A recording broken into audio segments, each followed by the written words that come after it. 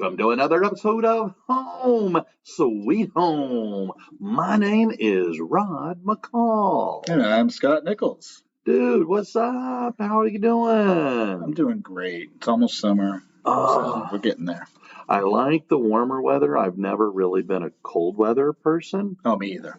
I mean, yes, I grew up in Kansas and spent a fair amount of time in Pennsylvania, but I think all that did was cure me. No excuse for liking cold weather. Oh, I can deal better with,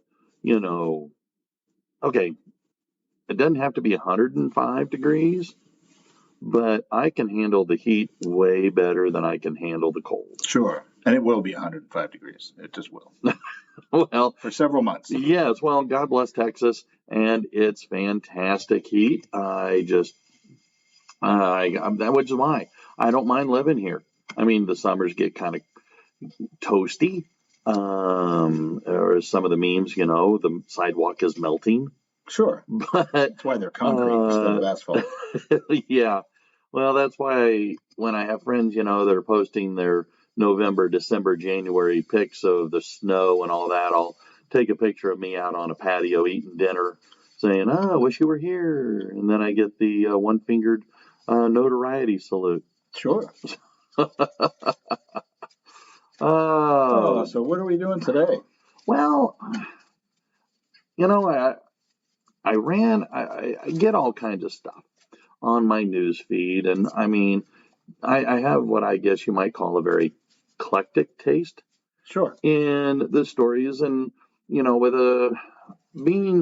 having gone through divorce and being remarried and a step parent, it's a lot of opportunity to be reminded of things. Okay. And because you think you do, you know what you're doing, you got an idea of what you're doing, but the one thing that comes into your life that is absent of an owner's manual, a to-do, how to handle list, are children.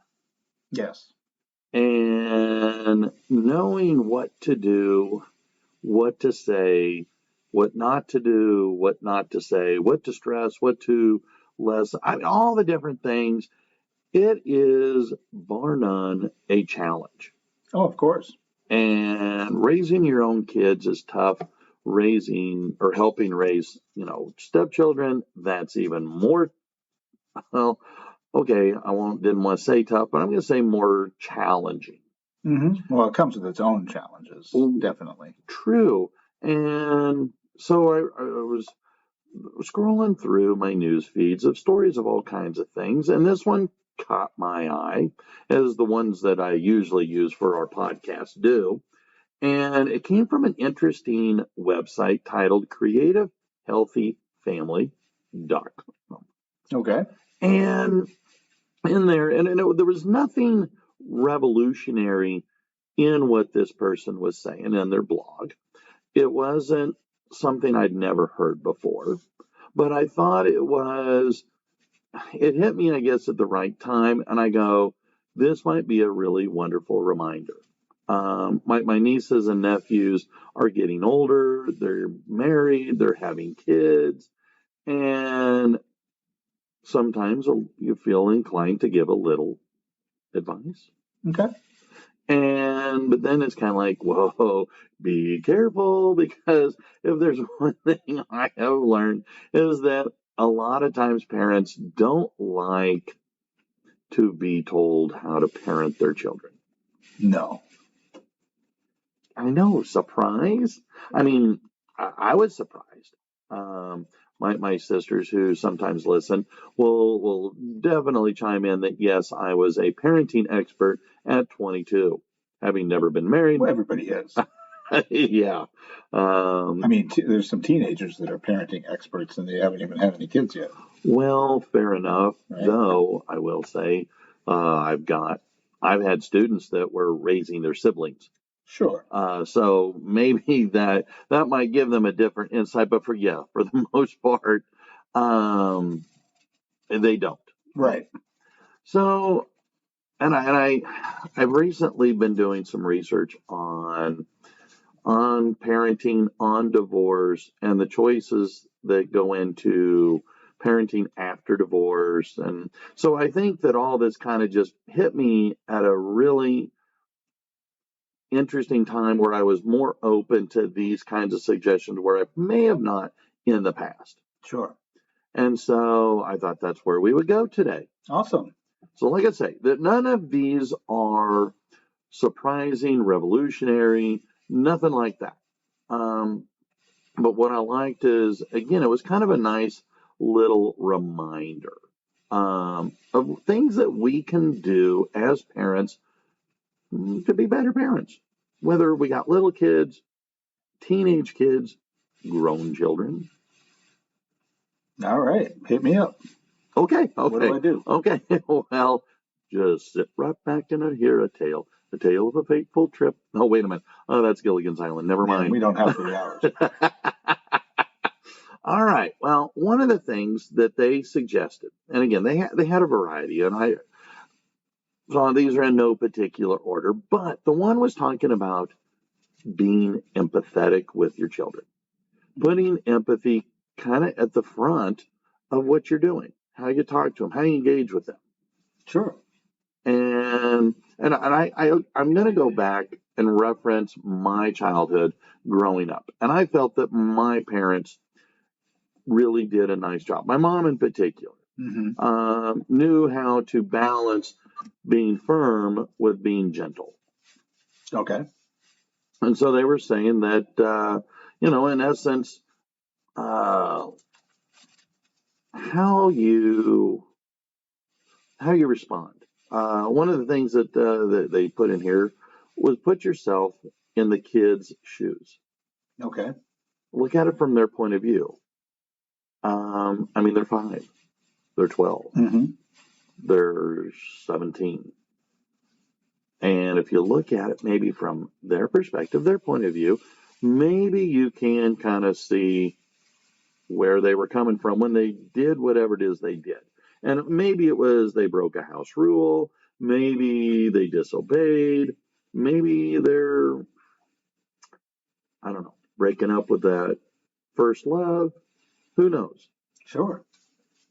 Yeah, I could see, we can all remember when we were younger and kind of look through that perspective. So I definitely have that.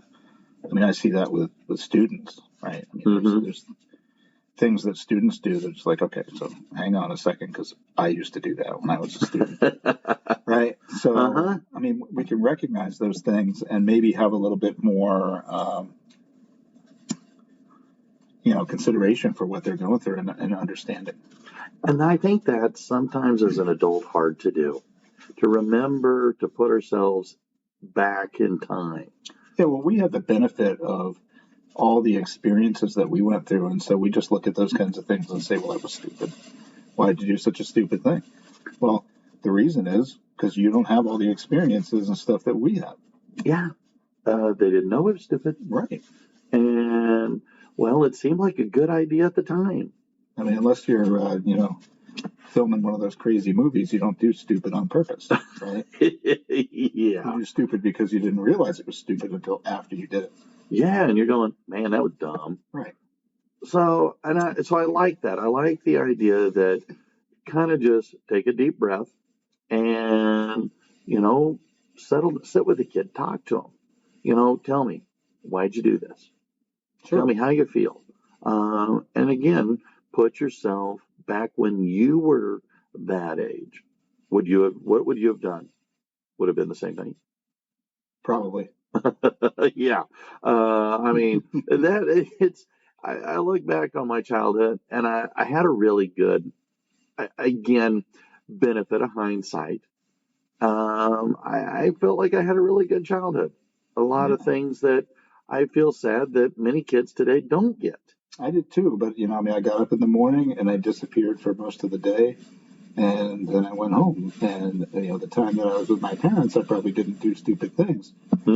But the majority of the day, I was not with my parents, and I did plenty of stupid things. Oh, I did plenty of things that shouldn't have been done, but you learn from those, I suppose. But you have to let children do some things that they can learn from.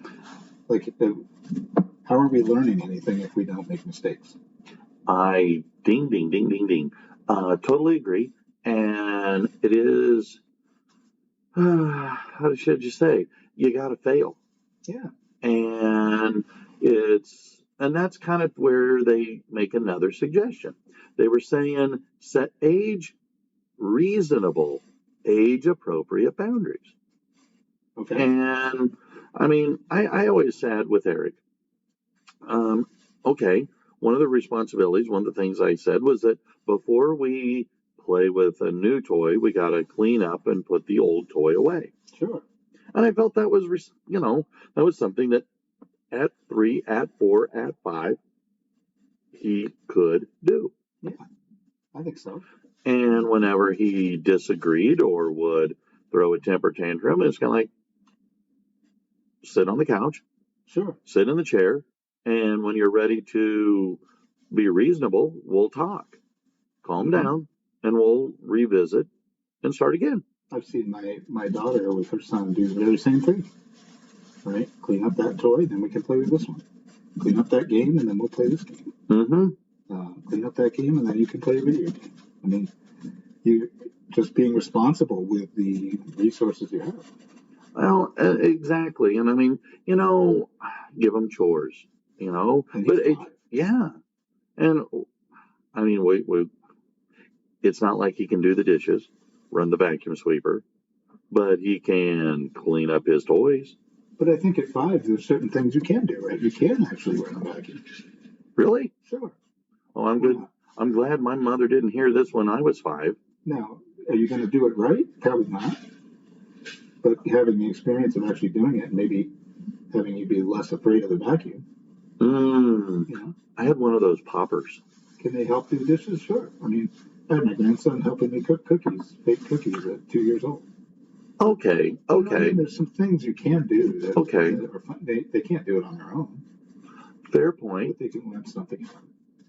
Okay, I get what you're saying, and that would be, you can teach anything, and kids will suck it up and, I mean, absorb it, not like suck it up, buttercup, but they'll absorb what you're trying to. So again, I think age appropriate boundaries, where you can go, when you can go. I mean, for me, it was nowhere, never. Well, no, my mom was happy to kick my butt out of the house, get out of the house.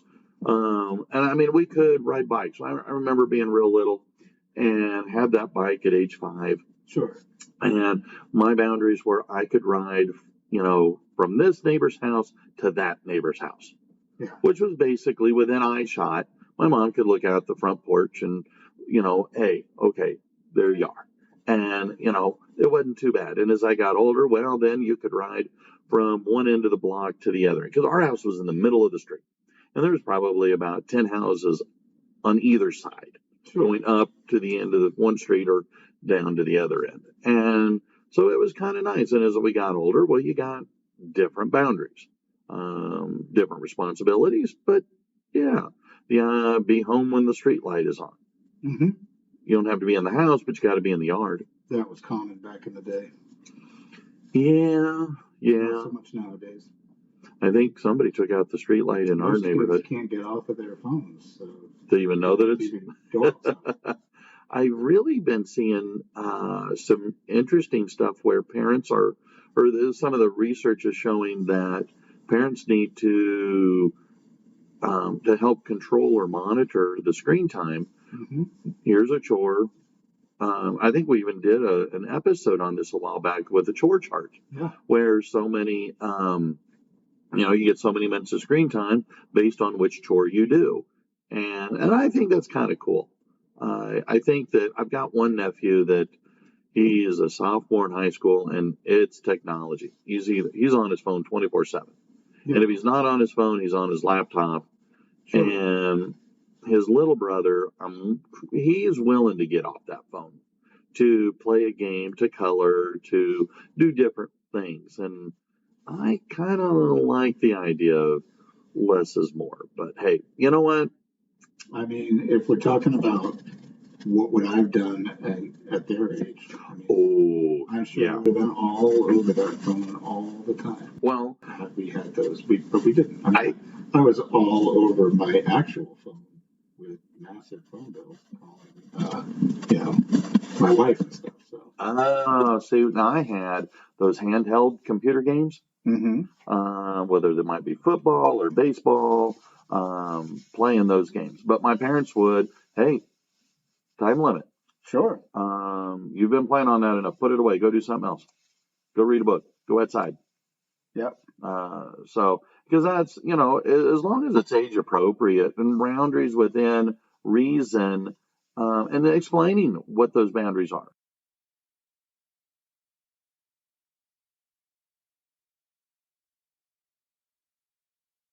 For example, explaining why.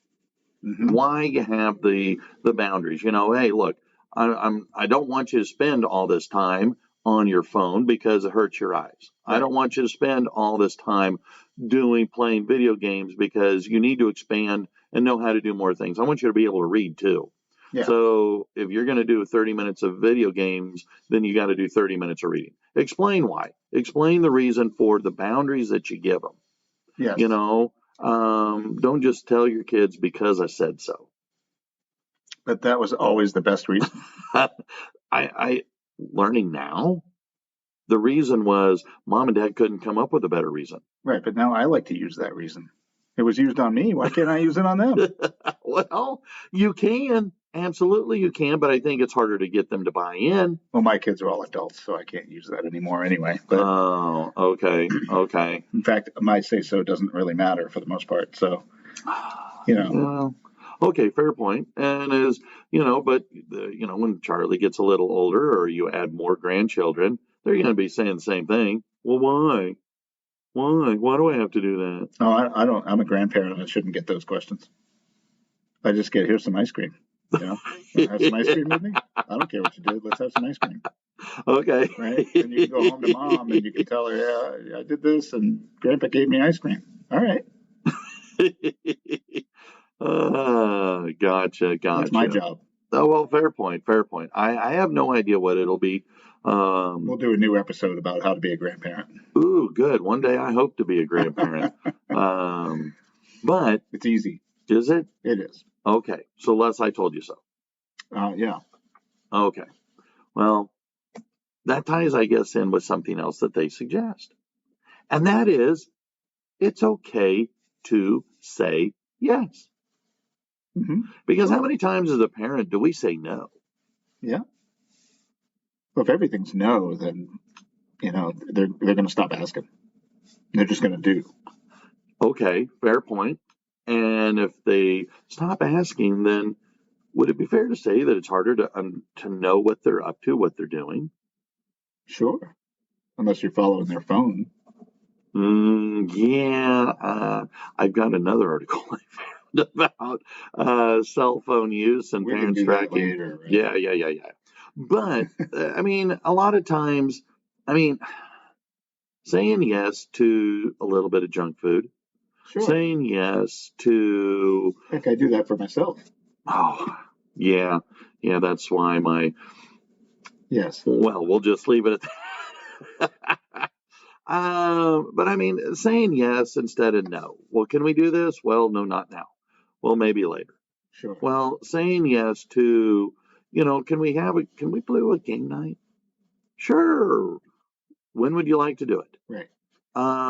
Hey, can we watch this movie together? Sure. Would you, hey, can I go to the movies? Yeah. In fact, how about, what if we made it a family thing?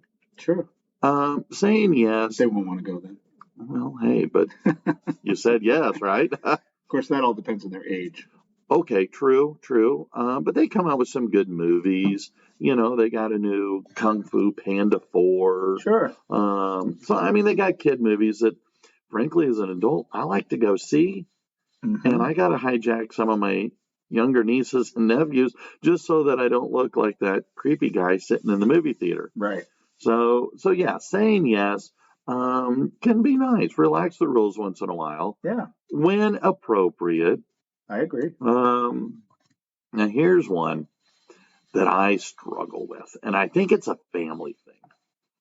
And it said their suggestion was raise your words, not your voice. Okay. And when I read that, I go, oh, good gosh. I struggle with this. When I get pissed, I get loud. When Okay. you get loud in response to my getting loud, I get even louder.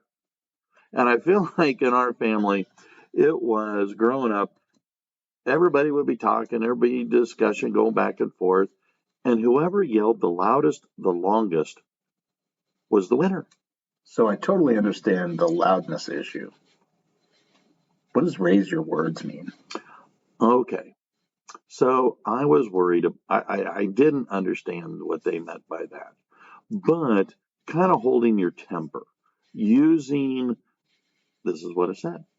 Instead of raising your voice, reiterate kind of what you're saying. So we're just emphasizing the actual words and the content rather than yeah. throwing our anger into it and making it more about how angry we are than about the actual words. Mm-hmm. That's what we're saying. Yes. So when you're raising your words, you're emphasizing, this is what I said. This is why I want you to do this. And I don't.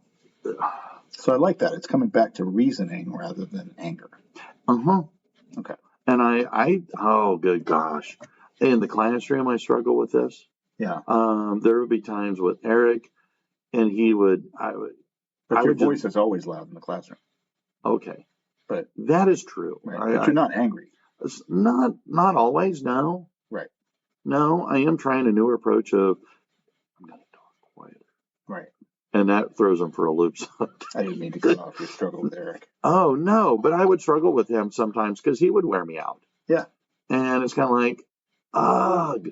And in the frustration, you blow a gasket. Sure. And I that has been, when I get angry, my volume increases by a factor of 10. Yeah. And as they said, and we've talked before, that when you raise your voice, when you get yelling, well, nobody's going to listen. Their defense mechanisms go up. I mean, when somebody yells at me, it's useless, right? Yeah, I mean, I'm going to shut down. I don't want to hear it. Nobody wants to hear and somebody yelling at them for any reason. That's why it doesn't work in the workplace. It doesn't work at home. It doesn't work as teachers. It doesn't work with anybody, right? Like you're just creating an environment where everybody's going to be ticked, and nobody's going to accomplish anything. No, doing something. We all have a breaking point, right? And kids. I mean, have you ever watched the what is it, that Family Guy episode with the young child there that says mom, mommy, mommy, mom, just like, and it's like 15 minutes of this. And I wanted to punch the TV. I mean, we all have a breaking point, and one of the skills as a parent is to, get to that point but not break. It's very difficult, right? To be able to come back and do that thing where you're saying you raised your words and come back to reason and try to get through it. And then, you might have to have a cooling off period between the two parties, the child and the parent. But it is so difficult, right? If you're a parent, you will hit the breaking point more frequently than you would like to. And that's where I was. But you have to control it. Oh, amen. And that's what I liked about this. And when it's hit, I felt like it was talking to me.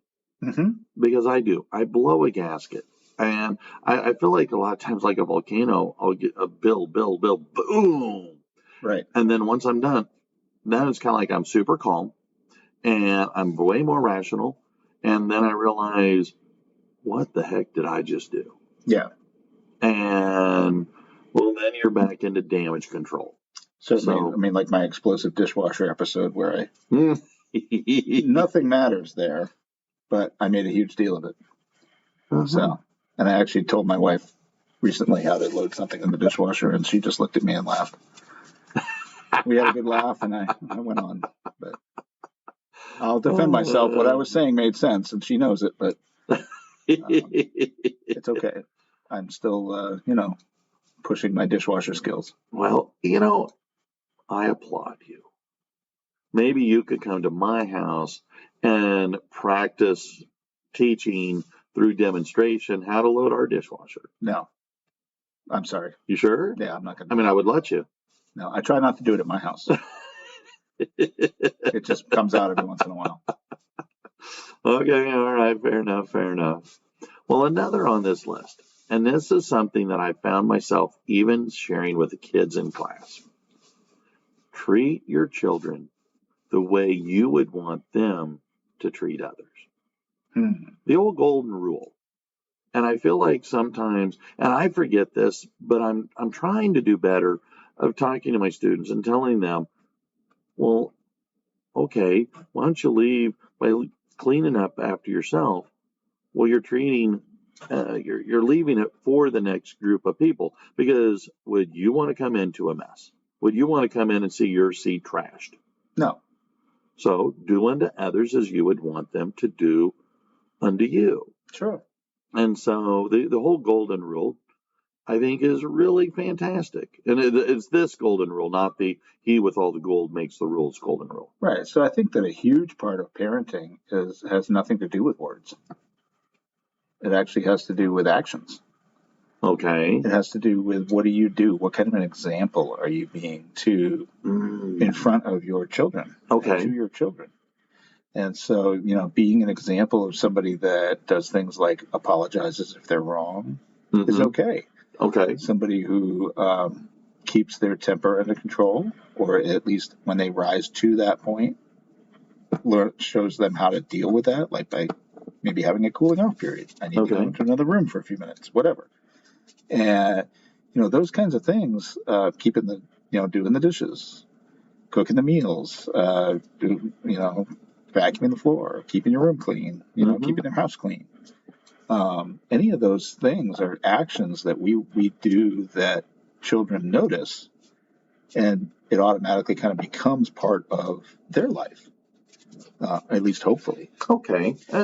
That kind of makes sense, because they follow that on, and this is something that I try to practice in the classroom, and that's about respect. Yeah. Respect is earned. It's not freely given by either side.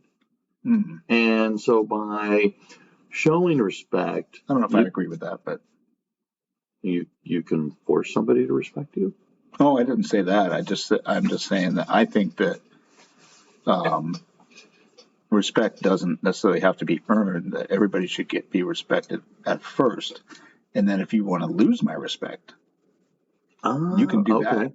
Okay. But like when I meet a student on the first day, I'm going to respect them right away. Okay. I'm not going to require them to earn it. However, if you want to act like a bonehead right away, you can start losing my respect really fast. Okay. I see what you're saying. That makes sense. Because I think that, there might be some people that then you might have to earn it back. Okay, fair point. Okay.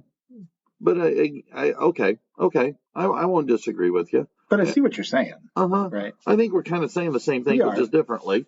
And I mean, like, I know that for your practice, right? Like, you don't want cell phones in your classroom, so you don't use yours. No. When the students are present. No. And so, that's a huge respect thing for that you have with them, and you expect them to have that same respect for you. That this is class time. We don't look at our phones. Yeah. And I admire that. So. Yeah. Well, I'm not as addicted to it as they are. Sure. So. All right. Now, this next one is a toughie.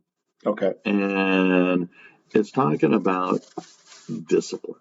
Okay. And their argument is you discipline the action, not the child. And I think part of this comes down to, and we did one a long time ago about discipline. And I refer back to my parents, and they were really, really good at this. because I was not a model child. And so I would push a lot of buttons, but rather than spank me right away, Mm-hmm. they would send me to my room. Yeah. And they would go, I want you to think about what you did, Isn't why that it the was worst? wrong, and what kind of punishment you deserve. Oh, that's the worst. You always give yourself the worst punishment. Oh, bar none. Way, Bar none. way worse than they would do. But I realized as I got to be an adult and became a parent, well, the idea, it was less about the punishment and me coming up with something harsher and this, that, and the other. It was more about allowing them to calm down. Sure. So that when the discipline did come, it came at a point where they had calmed down. Right. And they were able to do just that, discipline the action, and rather than smack me upside the butt Mm-hmm. and discipline the child. Yeah. And we always had a conversation about, okay, what is it that you did? Why was it wrong? What could you have done better? Right. And so we were, again, like they were saying here, you're reasoning with them, you're explaining, you're teaching, you're keeping that respect, you're keeping your temper under control. I mean, of course, always the worst was you go to your room and you wait for your father to come home. Right. And of course, that was the worst. Because you're right, the anticipation was worse than the punishment itself. Right. Yeah. I mean, my wife used to do that too. I mean, she would tell them, well, we'll just wait for your dad. And they hated that because my punishment was much more difficult than my wife's punishments. Oh, definitely, my dad was too. They didn't like that. So, but that kept them from doing some things, I think. But yeah, I think it's absolutely right. Like you can't just continue to associate the action with as being the kid, right? Like you're addressing the action, but once the discipline is over, it's over. Yeah. You can put it in the past and move forward. And I think some people or some parents like to not forget, right? And just keep and just keep at it. And just keep at it. No, yesterday you did this. And it's like, but you already punished me for that. I already had the discipline for that. Why am I having to do it again? And if you keep antagonizing the child with that same thing over and over and over, more than likely, I think, and I don't have any research to back it up, but in my own personal experience, you're probably going to get that action more and more. Yeah. Right. Because if I'm going to, and I experienced this as a student in middle school, like I was getting in trouble for things that I didn't even do. Right. So eventually it was like, well, I might as well get in trouble for something I do. Yeah. Right. So if I'm going to keep being in trouble, then I might as well be in trouble for something that's worth it to me. Very good. And so like I say, none of these are revolutionary. None of these are surprising. I think all parents do these things to various degrees of success. And I just felt that it was, I don't know, to revisit, to kind of talk about and discuss, because sometimes, again, it might just hit you at the right time where you're more open and you're going, okay, here we go. Parenting is hard, and I think any suggestions that people who have been through parenting can give is good. But ultimately, you have to do what works for you. Yeah. As a parent, I mean, there's thousands of books. I mean, this is probably one of the most talked about subjects in the book world. You can go to any bookstore and find shelves and shelves and shelves about parenting. From all the experts, and you could grab any two books and you're going to get the opposite opinions. So this is just one of those things where you have to find things that actually work for you and your child. Yeah. And then stick with it. Yeah, because Sherry's told me time and again that the oldest child was way different than the youngest child. And that's a hot topic among children, is how come you did that with Johnny when I didn't get that? Well, you're two different people, right? So it has to be handled differently. And, unfortunately, they won't really understand that until they have 2 children. Yes. But, that's just how it is. It's complicated. Yeah, it really is. Kudos to everybody that does it. And that's a lot of us. That is. So, well, listen, that's all I got. So thank you for indulging me. It's awesome. Good topic. Okay, well, then I guess it's time to go home and talk to our children. Okay, mine aren't there because they're adults, but. Well, neither are mine. All right, but anyway, well, then until next time, I'm Rod. I'm Scott. Bye. Bye-bye.